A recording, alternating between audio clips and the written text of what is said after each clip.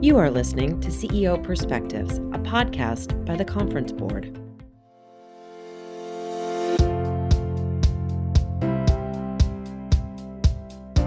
Welcome to this episode of CEO Perspectives, a signature podcast series by the Conference Board. CEO Perspectives are conversations that take an objective, nonpartisan look at a range of timely topics that matter most to business leaders. To help make sense of these topics and how they'll unfold, we'll sit down with thought leaders and do what we do best at the Conference Board, provide trusted insights for what's ahead. I'm Steve Odland, the CEO of the Conference Board and the host of this podcast series, and today's conversation will focus on how businesses and CHROs in particular can successfully navigate the shift from remote work to a hybrid model. As many businesses struggle to attract and retain top talent, how can they provide their staffs with the flexibility that they want without sacrificing company culture? I'm so pleased to have joined me today Jacqueline Williams-Roll, who is the CHRO of General Mills. She's responsible for the development of people, organizational strategies that enable the growth of General Mills. She serves on the board of the Human Resources Policy Association and also on the advisory board for the Council of Inclusion and Diversity. Jacqueline, thanks so much for joining me today. Thank you, Steve. I'm thrilled to be here.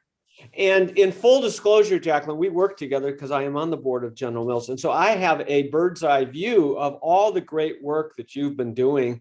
And I'm just so happy to talk about it. But, talk about your experience a little bit. What led you to this role as CHRO of General Mills? Yeah, well, thank you, Steve. And, I'll maybe take us back to before joining General Mills. So I had my first professional career experience after undergrad working as a general manager for Jenny Craig. And what I very quickly came to appreciate is that an organization's talent and culture was truly the only competitive advantage. I mean, it's the one thing that can't be duplicated, right? So when you get it right, it can be the reason why your company achieves its goals or doesn't. So I had my undergraduate degree in business and decided to actually return to business school at the Carlson School of Management at the University of Minnesota to really go deep in the subject matter of HR and be part of making a great company like General Mills even greater. So that was then, this is now. It's now been 27 years at General Mills, and I've spent the last 7 as CHRO, really with a lot of different roles across the company, really with the philosophy of collecting a lot of great experiences that can help me learn. 27 years, my word. It is interesting because, in this day and age, that's really unusual. I think, some of our younger listeners will probably think that we're dinosaurs for staying at one place for a long time, but it has really served your career very well. It has, and I have to tell you, I didn't think I'd be here this long either. And I think there's actually a really important insight in that, because as I really stepped back and approached my career, it was all about collecting experiences, right? It wasn't about titles. It wasn't about progression. It was about, I want to be in a place that helps me learn and grow. And so it was kind of up to me to kind of set forth what I wanted to learn, how I wanted to grow, and then work with the organization to find the right way to do it. So I'm not giving up on employees wanting a career long term, but I think the burden of proof's on the companies to make sure we can meet employees where they are.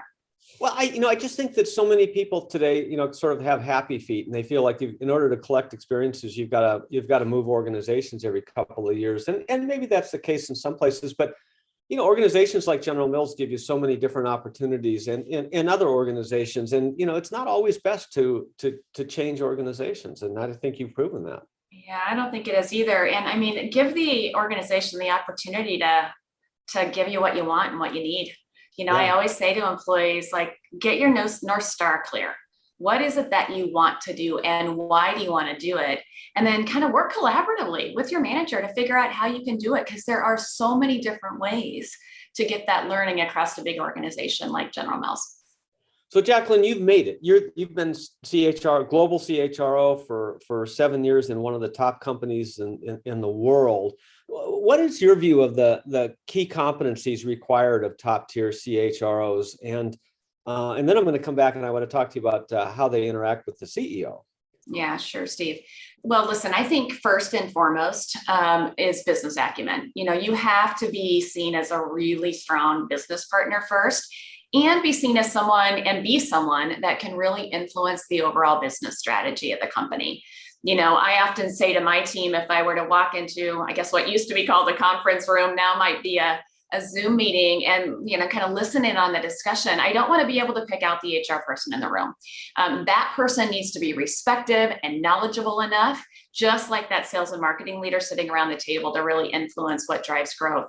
I think the second thing is really being a really great listener, because when you're a really good listener, you can be a really good coach. I interact daily with my CEO and members of the leadership team on a variety of topics, all about advancing our strategy, of course. And I really see it as my responsibility to help build a high-performing senior leadership team and a robust succession pipeline for all positions. By the way, that includes mine. So as this business partner, it's really my job to make sure that he and his team are trusted, that they're continuously building confidence amongst our employees. And because I'm closest to employee data and sentiment, I'm really best positioned to help guide our senior leaders on what employees need from them in terms of action and communication. And then if I could only give you three, the last one I would give you would be courage. We are uniquely positioned in HR to objectively see across the organization, to make connections, to share learning, but we're also in a place where we can see the gaps, whether or not those are gaps in talent or gaps across how an organization is working or across culture. And we've got to be the ones to call the question to really influence change. So you can only do that last piece if you've got the respect from your business leaders. And I think that's, first and foremost, what's most important. Yeah, those are really wise words of advice. I've been a CEO, I think, for about 25 years. And to me, the CHRO has always been my partner, joined at the hip. And, I know it's different, when you think of CHRO reporting to the CEO, but I haven't ever thought, I don't think about it that way, and I never have. It's been a true partnership. How should CHROs think about that relationship with the CEO? Well, I think you said it perfectly. Hooked at the hip is really the right way to do it. It's important to remember that as a CEO, no one's giving them feedback, right? And usually if they're getting feedback, it's things aren't going so well. And I think even CEOs need to be told, hey, this is working, keep doing it. Yes, there's some things that you need to do differently. Or, hey, as I kind of step back and think across the organization, there's some capabilities that we need to build differentially. And as much as I'd like to be able to do that with the talent we have in the company, we have to go outside and find others that can pull us along even more closely and faster. And so I think you've got to be super knowledgeable of the business to understand how the business works, how it makes money, how it's doing today. But even more importantly, you've got to be the one to help that CEO look around the corners to see what they might be missing and to have enough courage to give them the feedback to actually do something about it. So you actually become the chief advisor to the. I think that's a really good way to put it. I think together with the CFO and the GC, those are really the individuals who really are, they play such an important role in influencing that CEO. And again, helping them kind of see what might be coming. Yeah, the GC, the general counsel, or the chief legal officer.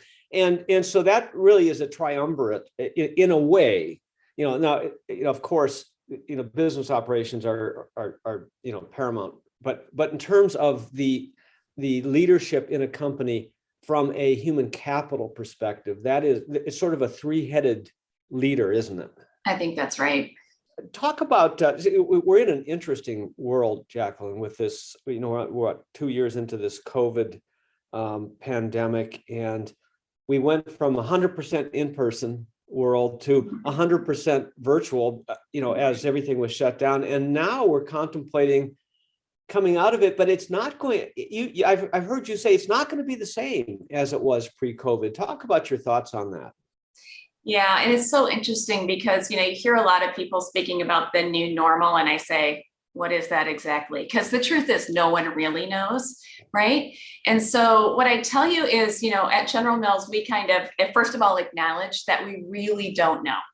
But what we do know is that employees really want flexibility, right? And so earlier this summer, we rolled out our future ways of working. We call it work with heart because it's really focused on results and it's not about face time. And the other thing that we really acknowledged is that there's no one size that fits all approach because no two employees are alike, no two teams are exactly alike. And so we really stepped back and said, how do we create flexibility without sacrificing results? And, it's really kind of grounded as, when employees can be at their best, we know General Mills can be at its best. What I tell you, Steve, is that, probably not a surprise to you, most of our employees still continue to live and work, near our teams and our primary office locations. But we also have employees who have relocated to be closer to family, to be in a location that's better serving, to their personal interests. We also have some that have chosen to be 100% remote. And, we've got to meet employees where they are and give them the flexibility to be the best employee at work, but also the best partner and spouse and sister and brother, because we know that makes the best employee overall. How far do you let flexibility go, Jacqueline? Because, do you just let everybody do whatever they want, or do you have boundaries around that? Yeah, it's interesting. So we've created kind of flexibility within a framework, right? Because as I said, we don't want it to be an arbitrary schedule. We know that there's not a one size fits all, but we certainly know that coming together for, we call it the 4 C's, for time to create, time to collaborate, time to connect, time to celebrate is really, really important. But what I'll tell you is that we've taken the approach that we want individual teams to actually figure out what works best for them. Because again, no two teams are exactly alike. And so very early on, we actually asked every single team to sit together to have a conversation about, what's really working for them in a kind of total virtual environment. What have been the challenges? What are going to be the operating norms for us as a team? What are going to be our technology norms? Our camera's going to be off, our camera's going to be on. How often are we going to meet? And then we said, I'm pretty sure we're not going to get it right. And that was really, really important because we wanted to, really prepare our employees for change, but also just acknowledge that we're in kind of the land of the unknown here, folks. And so we're going to try it. We're going to experiment. But we're going to make sure that we are continuously reevaluating our learnings and be prepared to pivot. So every 3 months now, we do the same thing.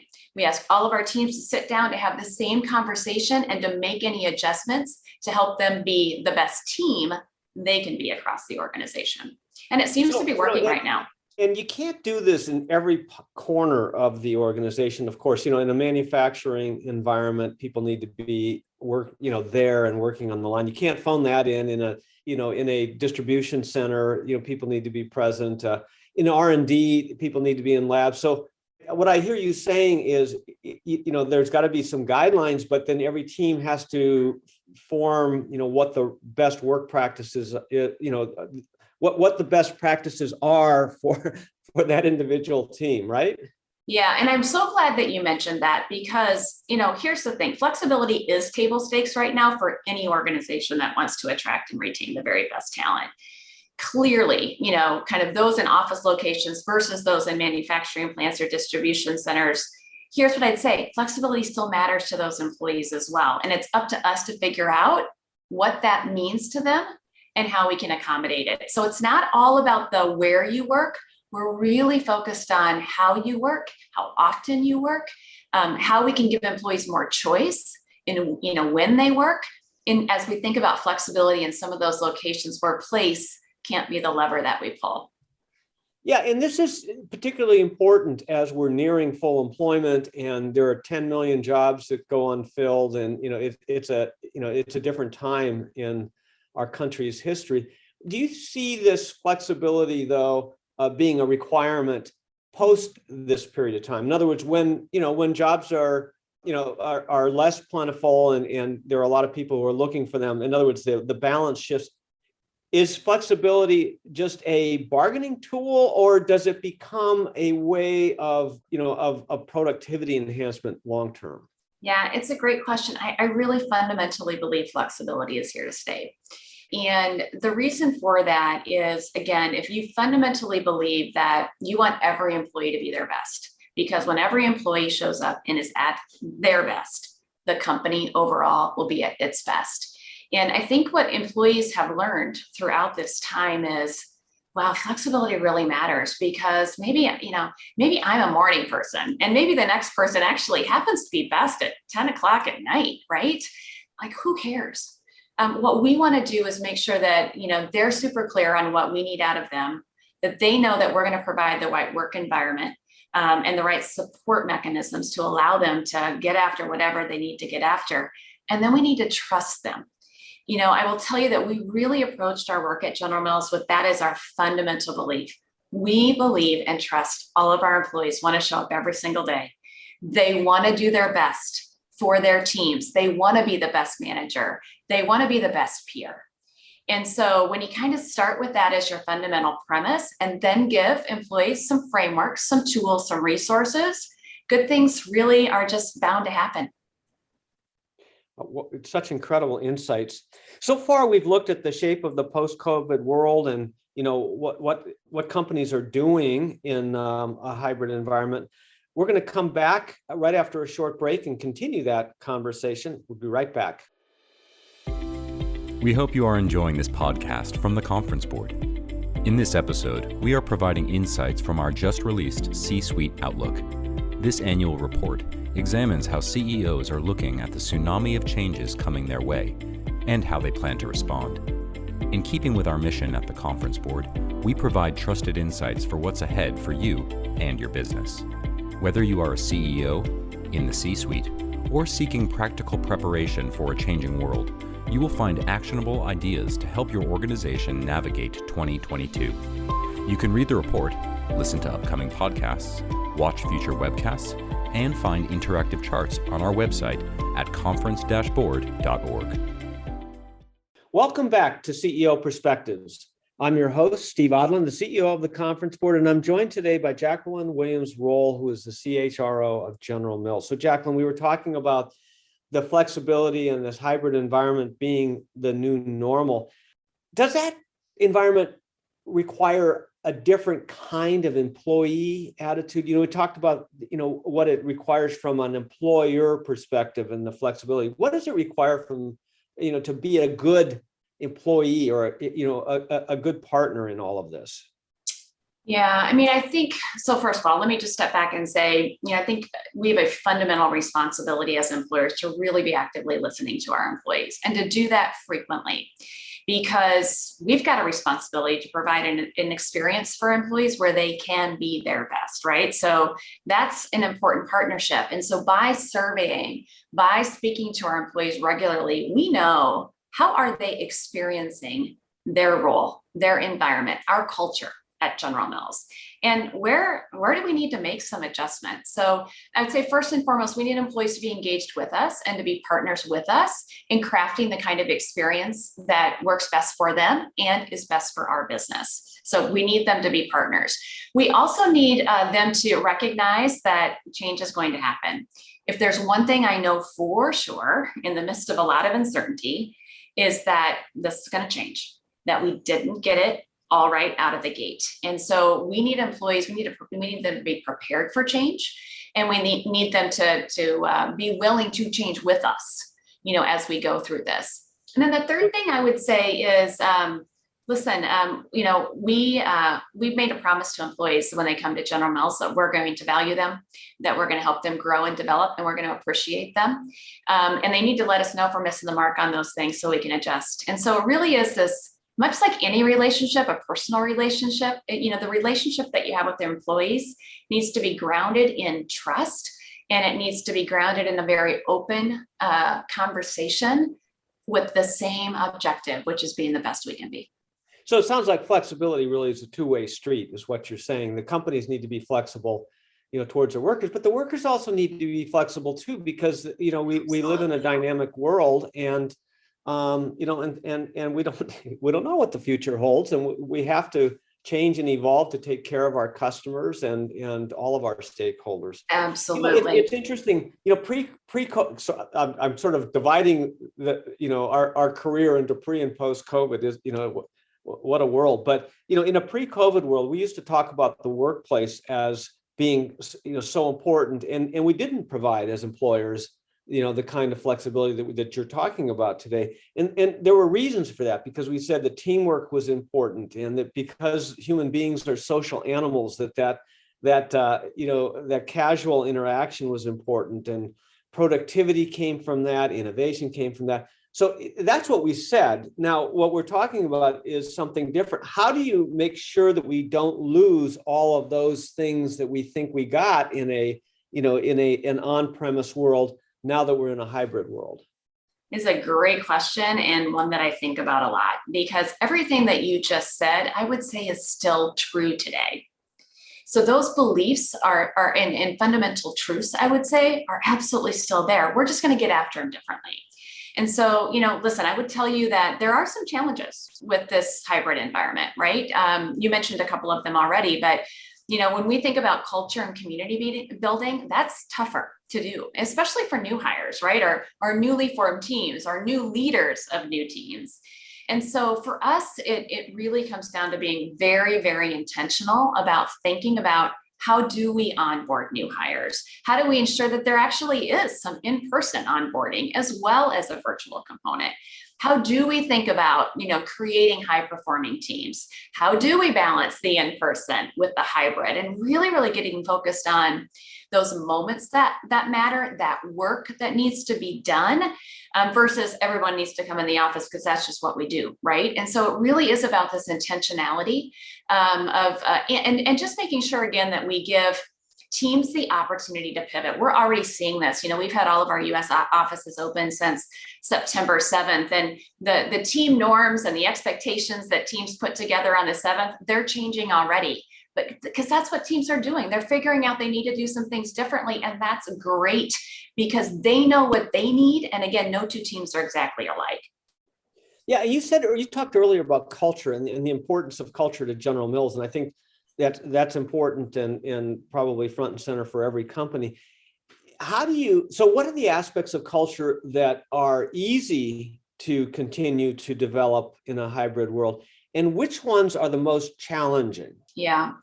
So listen, on the challenging piece, I do think the culture and community building is more challenging. So we, again, have really had to step back and think, what is the purpose for us getting together? Why do we need to get together? What do we think is going to be the value of that? And really, really challenging ourselves.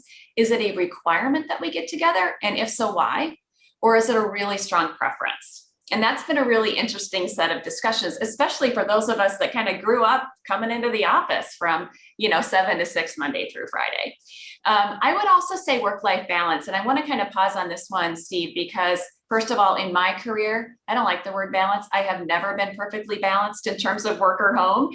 Not if you're working 7 to 6. No, never have we been, kind of equal 50-50. What I would tell you is that it's a little bit of a paradox, isn't it? Because the hybrid does give you flexibility, which gives employees the opportunity to balance their life differently. But what we also know, and research has proven out, is, even though productivity is really high, when everyone's at home, right, you start meetings earlier, you go later, your boss calls you at 6 o'clock, and when you don't answer, they think, well, where else would they be? They must be at home. Where else could they be? And so we know that, fatigue and burnout is certainly a reality for our employees. And so we're watching that really closely. I would tell you, one of the bright spots is that we have spent a ton of time talking about mental health and just overall employee well-being at General Mills. We had done this before the pandemic, but we really have doubled down, and we've done a lot of surround, whether or not that's a mental health platform or disability networks or substance abuse kind of, focus resources. Probably above all, we've destigmatized mental health in the workplace. We have leaders talking about it. We are equipping managers on how to talk their teams about it, kind of giving managers and employees the opportunity to say, I'm just not okay today. And I'll tell you what, when you approach that with care and compassion, that also builds that relationship I spoke about earlier even more tightly. And so again, this has been a really, really tough go for all of us for sure. But one of the bright spots is the relationship has gotten stronger with our employees for many, many reasons that I've spoken about today. Yeah, and I've heard you say, and it made an impression on me that the things that happened related to culture when everybody was together, the things that sort of just happened organically, cannot be left to chance in a hybrid world, and certainly not a remote world, but in a hybrid world, and those things need to be caretaken. In other words, done more deliberately. So you've talked about whereas part of culture is relationship building that people have with their teams or with just other people, and there needs to be a deliberateness about creating those opportunities in a hybrid world. Talk a little bit about that. Yeah, you're right. And, it's really about intentionality.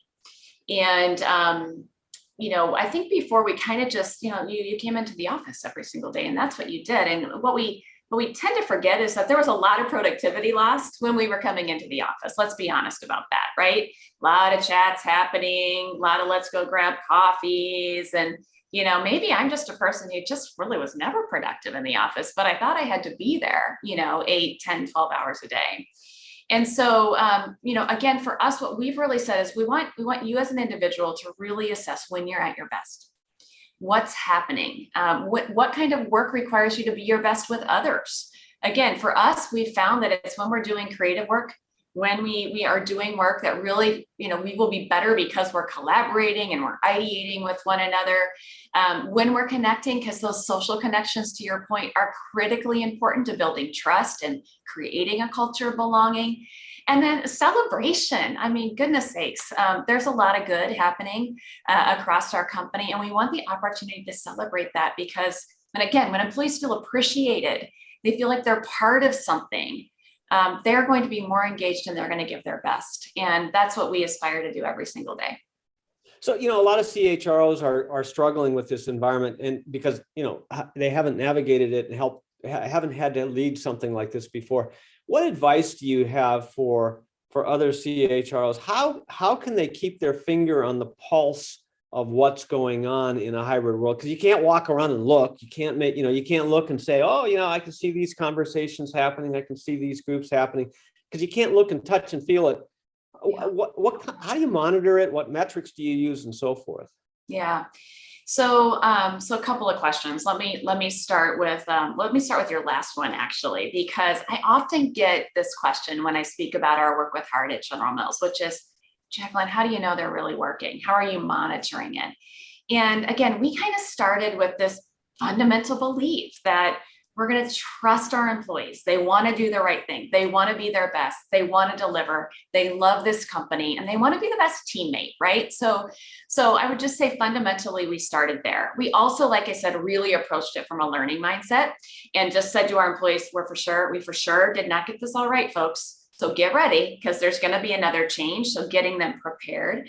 But listen, behind the scenes, Steve, we clearly are watching to make sure that the employee experience is the same, regardless if you're 100% remote, you're hybrid, you're on-site. So we're watching things like hiring, retention, performance ratings, progression rates, representation, engagement, stress levels, utilization of wellness offerings, right? We're trying to make sure that, there's no difference here in terms of the workplace, right? That people are still having the same experience. We're also looking at who is coming into the office, right? Because we want our office environment to be the very best it can be. When employees are in, we want them to love being into the office.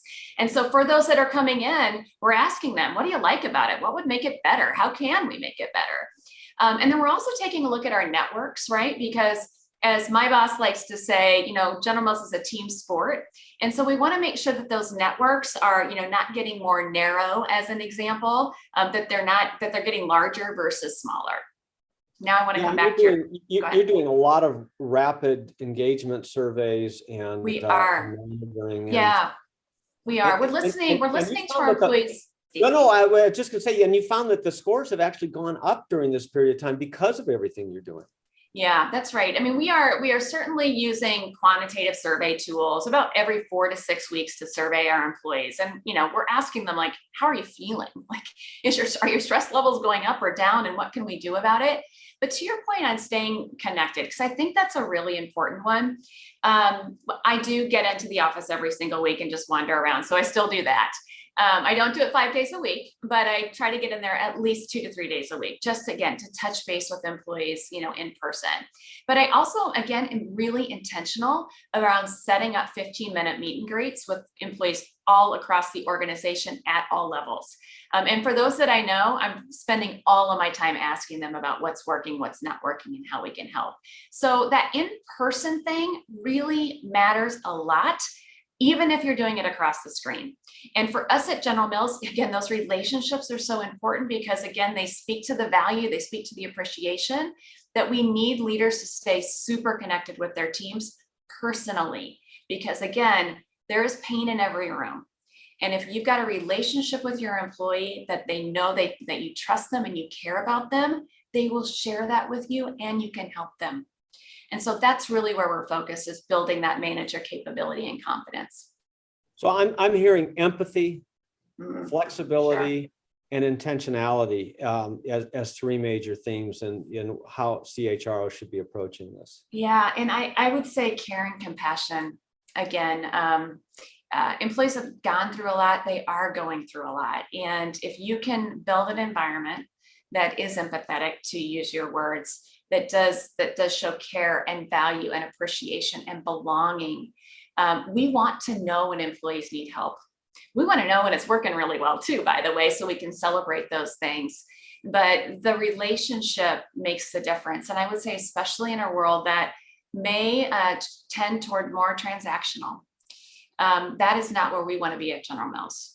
We believe there is power in the relationship and the promise that we make to every one of our employees every single day. And it's up to us to stay close enough and listen to that experience so that we can make it the best it can be. Jacqueline, great words of wisdom. Thank you so much for being with us today. It has been my pleasure. Thank you, Steve. And thanks to all of you for listening in to CEO Perspectives. Every few weeks, I'll be joined by a prominent thought leader to provide insights on the issues of our time. We'll cover leading topics in economics, public policy, ESG, human capital, and more.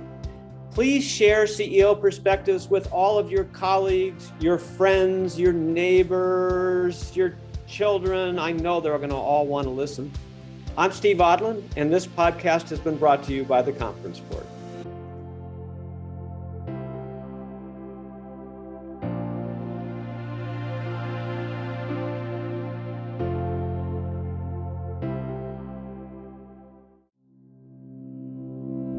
You have been listening to CEO Perspectives, a podcast by the Conference Board.